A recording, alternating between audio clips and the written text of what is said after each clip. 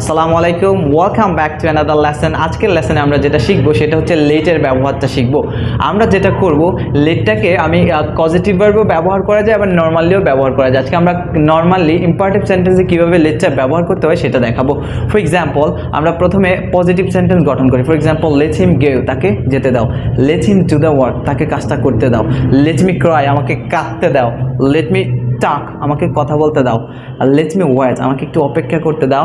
Let me say something, আমাকে কিছু বলতে দাও। লেট মি লাভ, আমাকে একটু হাসতে দাও। হ্যাঁ, let me make a fun, আমাকে একটু মজা করতে দাও, লাইক দ্যাট। এবার এই লেট দিয়ে আমরা কিছু এতক্ষণ তো করলাম অ্যাক্টিভ, এবার প্যাসিভ সেন্টেন্স গঠন করব। কেমন সেটা? For example, let him be punished, let him be punished, তার শাস্তি হোক, দরজাটা খোলা হোক। Let the door be opened, right. তারপরে তাকে টাকা দেওয়া হোক, তাহলে let him be given money, let him be given money. এবার আমি যদি বলি যে বইটা প্রকাশ করা হোক, let the book be published. আচ্ছা, তাকে আনা হোক, লেট হিম বি ব্রট।